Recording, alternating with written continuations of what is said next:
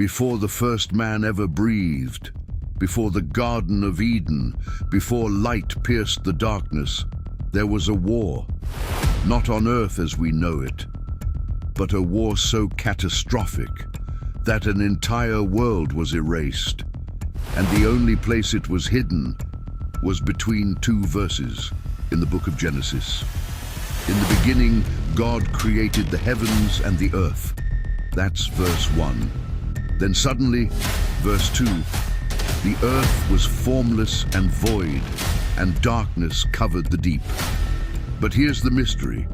Why would a perfect God create something broken? The original Hebrew words, tohu vabohu, don't mean peaceful emptiness. They describe ruin, destruction, judgment. The same words appear in prophecies of devastation, like in Book of Isaiah and Book of Jeremiah, where entire lands are left shattered after divine wrath. So this wasn't the beginning of creation. This was the aftermath of something terrible. What if the earth in Genesis 1:2 was not being created but recreated? What if, before Adam, there was another world? A world filled with powerful beings, a world that rebelled, a world God destroyed. Ancient traditions whisper the same story. The Titans, the Anunnaki, the Egyptian Neteru, different names, same memory. A lost age of powerful beings, wiped out by divine judgment. Long before humanity, there was one who stood closest to God, a being of beauty, power, perfection, Lucifer. As described in Book of Ezekiel, he was the anointed cherub, perfect until pride entered him. I will ascend. I will exalt my throne. 5 declarations, 5 steps into rebellion, and he did not fall alone. According to Book of Revelation, 1/3 of heaven followed him. What began as pride became war. The battle was not symbolic, it was real. Michael and his angels fought against Lucifer, now the dragon, and heaven shook. Lucifer was defeated, cast down, not into empty space, but onto the earth that existed before us. And when something that powerful falls, it leaves scars. The earth didn't start chaotic, it became chaotic. Darkness covered everything, not peaceful darkness, but heavy, oppressive, like judgment had already fallen. Something had gone terribly wrong.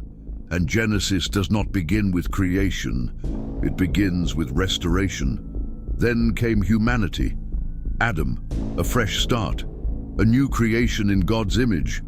But the fallen ones were still here, watching, waiting, and then they acted.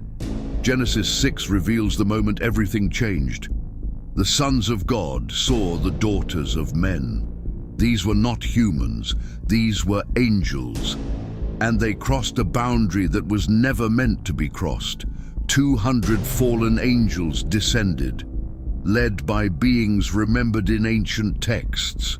They made a pact, a decision they could never undo, and what they created was something unnatural, the Nephilim. These were not ordinary beings, they were giants, warriors of immense power, half divine, half human. They dominated the earth, corrupted humanity, consumed everything in their path. Ancient texts say, when resources ran out, they consumed humans. But they didn't stop there. They taught humanity things they were never meant to know. Weapons of war, sorcery, manipulation of nature, astronomy, far beyond its time. Civilization didn't evolve slowly. It was accelerated by fallen knowledge, and corruption spread everywhere. Then came the decision, not to fix the world, but to reset it. The Lord saw that the wickedness of man was great, only evil, continually. So God sent the flood, not just water, but total erasure, to wipe out the corruption, to cleanse the earth, to start again. The flood destroyed the giants, but not the memory. After the flood, they appeared again. The Bible speaks of them. the descendants of giants, like those seen by Israel.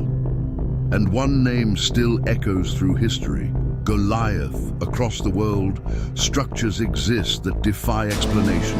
Massive stones, perfect precision, impossible engineering. Like Göbekli Tepe, older than recorded civilization, or Puma, Punku, with cuts modern tools struggle to replicate, or Baalbek, with stones weighing hundreds of tons. Who built them? Primitive humans, or something else? Every civilization remembers the flood.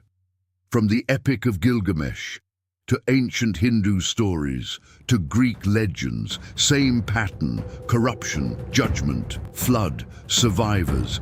This is not coincidence, this is memory. Genesis is not just a beginning, it's a warning, because this has happened before. The earth has been reset more than once, and the pattern is clear: corruption, rebellion, judgment. The first world was destroyed, the second was flooded. And the question is, what comes next? What if everything beneath your feet is a graveyard of a forgotten world? And what if the truth was never meant to be found? If you're ready to uncover what's been buried, subscribe now, because this is only the beginning.